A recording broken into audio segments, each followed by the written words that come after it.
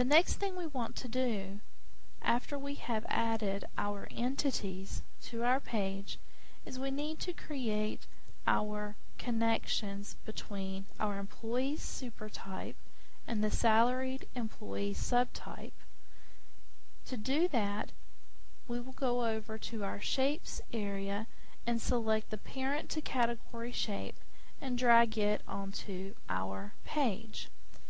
Notice both ends of this connector are green.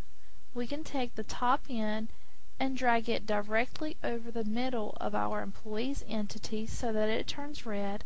Then we can move the other green side of the line so that it is over our salaried employee's entity. Next, we need to select a category shape and drag it onto our page.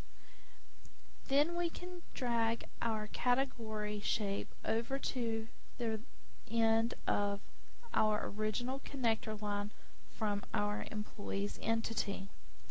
Next, we need to connect our category shape to the salaried employee's subtype.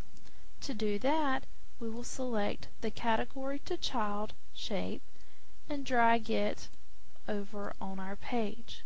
We want to make sure the one green side is connected to our category shape and the other green side is dragged over to the middle of our salary employed subtype entity so that both ends are connected and are red when it's selected. Now we can do the same thing to connect our employee supertype to our hourly employee subtype. However, we do not need to select and create another category shape. We can simply drag another category to child shape onto our page and connect the existing category with our hourly employees. Now we have our employees entity connected to both our salaried employee subtype and our hourly employees subtype. Next, let's take a look at how we can create an entity and relate it to our employees table. For instance, each employee will work in a particular department, and each department will have many employees. So let's create a department entity by dragging the entity shape onto our page and changing our definition category to departments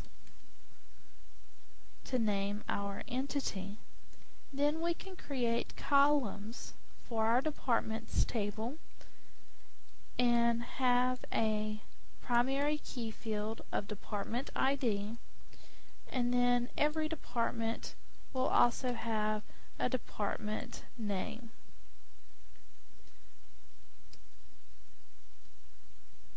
Next, we can join our department entities with our employees entity. To do this, we would create or drag a relationship shape onto our page, and notice the relationship shape has two sides. One side looks like a crow's foot because we changed our database modeling, and this is our mini side. The other side has two straight lines. That is our one side. Because each employee will work in only one department, the one side should be connected to the department's entity, and each department will have many employees. So we will drag the mini side over to our employees entity. Now we can see the relationship between departments and employees.